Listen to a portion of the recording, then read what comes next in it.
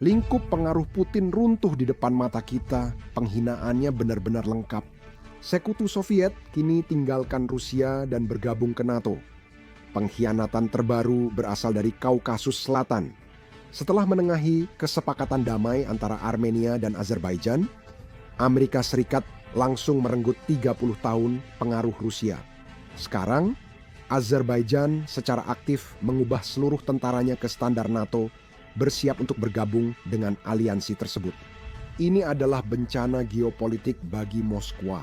Azerbaijan juga menolak minyak Rusia yang terkena sanksi, dan sebagai respons terhadap agresi Rusia, bahkan negara-negara seperti Serbia pun siap memasok amunisi ke Ukraina. Kegagalan militer Putin telah menyebabkan isolasi politik bagi negara tersebut. Setiap kali Rusia mengamuk, sekutunya membelot, membuktikan bahwa Putin bukanlah penguasa kawasan, melainkan penjual terbaik yang pernah dimiliki NATO. Jadi semua ini dimulai ketika Amerika Serikat menengahi kesepakatan damai antara Armenia dan Azerbaijan pada bulan Agustus tahun ini. Lihatlah.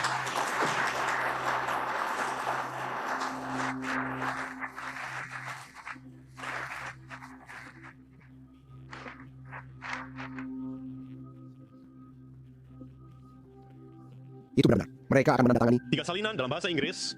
Presiden Amerika Serikat menandatangani sebagai saksi untuk Presiden Republik Azerbaijan dan Perdana Menteri Republik Armenia, menegaskan jalan mereka menuju perdamaian, stabilitas, dan kemakmuran.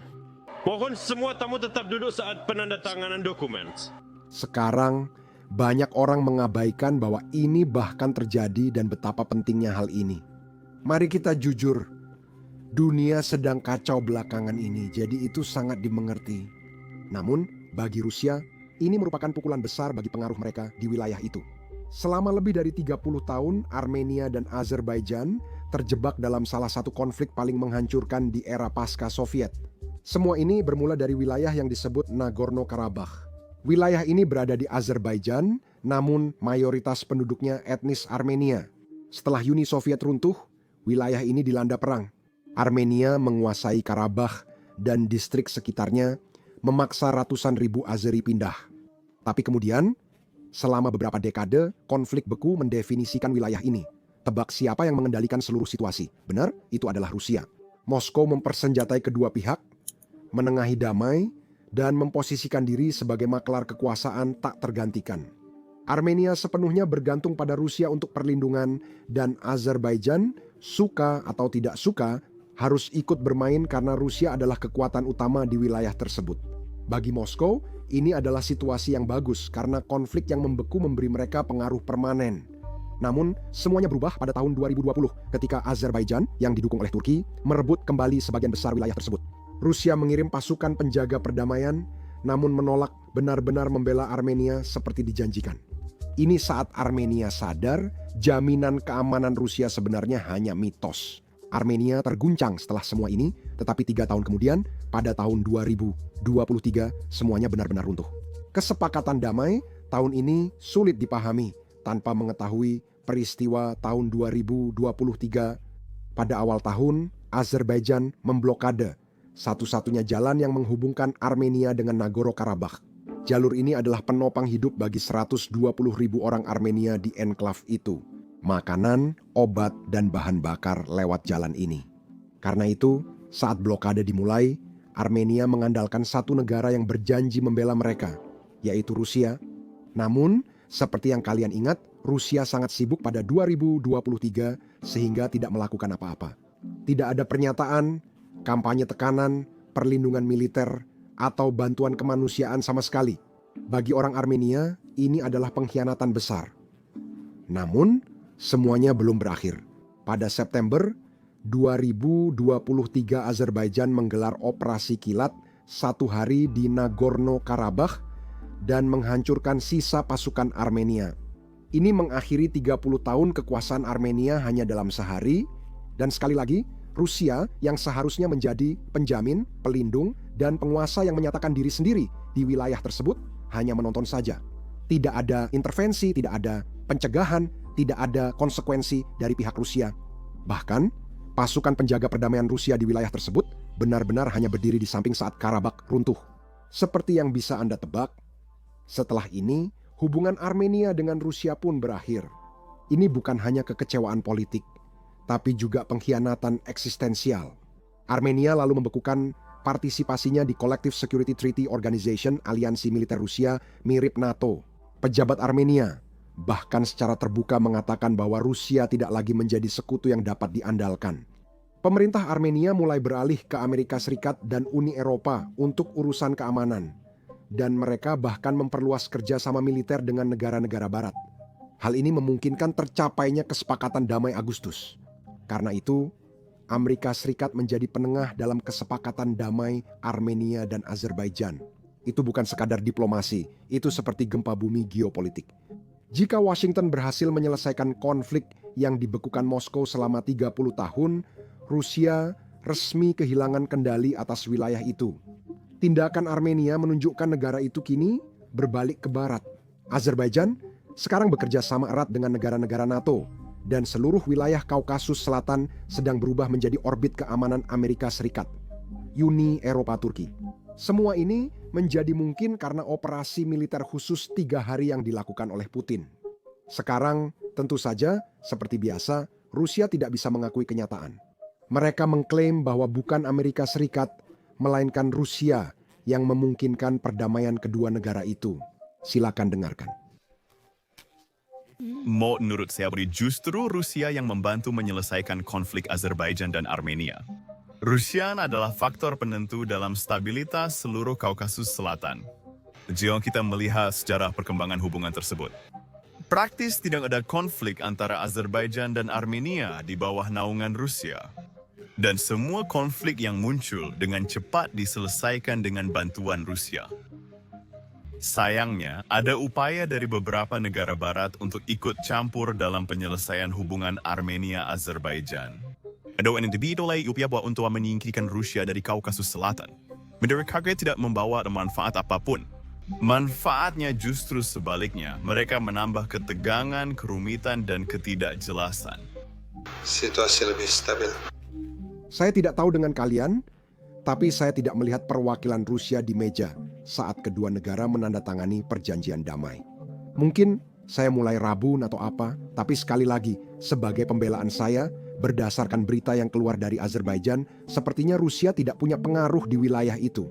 Azerbaijan baru saja mengumumkan bahwa mereka tidak akan lagi menyentuh minyak Rusia yang terkena sanksi. Mereka telah melarang Lukoil untuk menggunakan pelabuhan di Baku. Seolah-olah ini belum cukup buruk, militer Azerbaijan juga beralih dari standar Rusia ke standar NATO. Ini adalah hal besar karena ini semacam tanda tentang apa yang akan terjadi. Pertama, izinkan saya menjelaskan arti beralih ke standar NATO. Saya bukan ahli militer, tapi intinya Azerbaijan akan mereformasi tentaranya agar lebih bisa bekerja sama dengan pasukan dan mitra NATO. Ini berarti menggunakan istilah yang sama, menggunakan peralatan yang serupa, bahkan mungkin peralatan yang sama, menggunakan amunisi yang serupa, dan prosedur umum yang digunakan oleh NATO. Ini juga berarti pasukan Azerbaijan akan ikut beberapa latihan dan pelatihan NATO. Tentu saja ini memberi banyak pilihan bagi Azerbaijan ke depan. Jika mereka ingin bergabung dengan NATO, mengajukan permohonan akan lebih mudah setelah semua perubahan ini dilakukan. Namun, saya rasa Azerbaijan enggan membeli senjata Rusia setelah melihat situasi di Ukraina. Sekarang mereka bisa membeli lebih banyak senjata barat karena menstandarkan tentaranya sesuai standar NATO. Ini jelas bukan kabar baik bagi Rusia, karena ini lebih dari sekadar pernyataan. Langkah untuk mewujudkan hal ini sudah mulai diambil. Baru awal minggu ini, perwakilan Azerbaijan bertemu dengan Wakil Sekretaris Jenderal NATO. Dalam pertemuan ini, mereka membahas kerjasama dan keamanan regional. Hampir semua negara anggota NATO punya perwakilan di sini, jadi ini memang hal besar. Kami juga melihat perwira militer Azerbaijan mengikuti pelatihan. Pelatihan NATO di fasilitas NATO. Pelatihan-pelatihan ini pada dasarnya mengajarkan para perwira tersebut cara berpikir strategis ala NATO, keamanan regional, dan kerja sama internasional. Jadi saya yakin kalian penasaran, lalu bagaimana Rusia menanggapi semua ini dengan menyerang. Nah, coba lihat ini. Rusia baru saja menyerang kedutaan Azerbaijan di Kiev. Presiden Azerbaijan mengatakan pada Zelensky bahwa pasukan Rusia sudah beberapa kali menargetkan kedutaan itu. Azerbaijan mengecam serangan ini sementara Rusia menyebutnya sebagai kesalahan. Tapi jika Anda melihat waktu serangan Rusia terhadap kedutaan Azerbaijan, sepertinya ada pola di sini. Dan sulit untuk mengatakan bahwa pola ini semuanya adalah sebuah kesalahan. Rusia terakhir menyerang kedutaan ini pada Agustus, bertepatan dengan penandatanganan perjanjian damai antara Azerbaijan dan Armenia. Dan selain itu, Rusia juga tidak senang dengan pernyataan yang dibuat oleh Presiden Azerbaijan. Coba dengarkan ini. Ukraina sebaiknya tak membuang waktu pada solusi militer sebab potensi dan sumber daya Rusia lebih besar. Negara tersebut sebaiknya fokus pada diplomasi karena semakin lama perang, makin sulit bagi Ukraina. Dan saya hanya bisa memberikan saran berdasarkan pengalaman kami di Karabakh. Ukraina telah menggunakan free trade diplomatik yang kami miliki. Tapi ketika itu tidak berhasil, kami beralih ke solusi militer. Menurut saya, Rusia menyerang Azerbaijan setiap kali mereka tidak suka dengan tindakan orang Azerbaijan. Namun, Putin gagal menyadari bahwa setiap usahanya menunjukkan dirinya sebagai pria kuat. Itu tidak membuat negara-negara yakin untuk tidak berpihak ke Barat, malah justru mendorong semakin banyak negara menuju NATO dan aliansi Barat. Putin menginvasi Ukraina untuk mencegah Ukraina jadi negara Barat. Tebak apa yang terjadi? Ukraina masih ingin masuk NATO. Ukraina belum masuk NATO karena Amerika Serikat, Jerman, dan beberapa negara lain memveto permohonannya. Bukan karena Ukraina tidak ingin bergabung.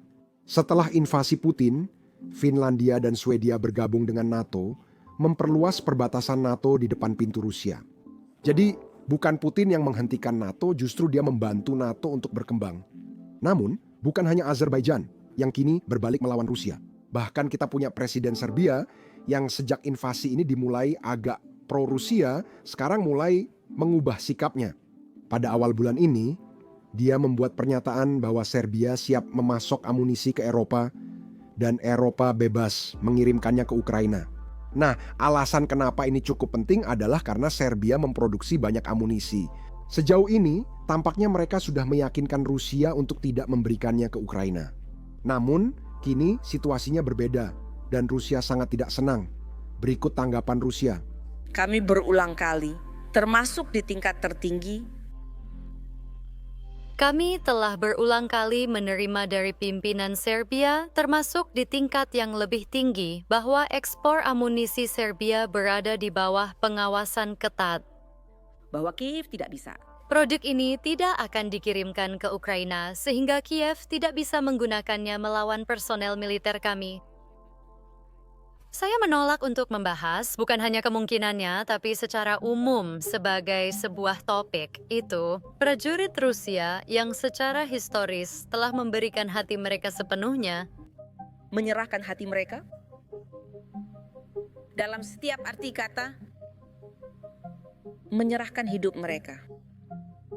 menyerahkan hidup pemujuan atau mengakui cinta dan kesetiaan kepada saudara-saudara Serbia, akan digalakai atau dibunuh dengan senjata, amunisi, dan peluru Serbia.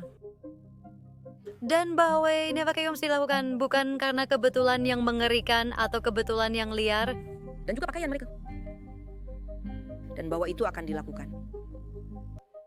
tetap dengan satu atau lain cara, dengan unsur kesengajaan dan kehati-hatian, aku menolak bahkan untuk memikirkannya. Kesengajaan dan kehati-hatian. Aku menolak bahkan untuk memikirkannya. Menurutku, tren ini jelas dan kita ingin memberi penghargaan pada yang pantas. Putin jelas merupakan tenaga penjual terbaik yang pernah dimiliki NATO. Jadi, bisakah kita meluangkan waktu sejenak dan memberinya tepuk tangan? Seperti yang kalian lihat di video ini, banyak hal penting terjadi di ranah geopolitik. Namun, banyak orang belum pernah melihat beritanya. Itu karena organisasi tradisional tidak terlalu baik dalam meliput peristiwa geopolitik yang penting. Itulah alasan kami meluncurkan Global Recaps, buletin geopolitik gratis yang membahas berita penting secara sederhana. Setiap malam, kami mengirim email ke kotak masuk Anda berisi ringkasan berita penting yang bisa dibaca dalam beberapa menit. Percayalah, saya melakukannya setiap malam dan semuanya gratis. Jadi, Anda bisa mendaftar sekarang juga dengan mengklik tautan di deskripsi atau memindai kode QR di layar Anda. Atau Anda bisa pergi ke globalrecaps.com Dengan mendaftar, Anda akan menjadi lebih tahu tentang dunia tempat Anda tinggal. Terima kasih, saya Sam. Sampai jumpa di video berikutnya.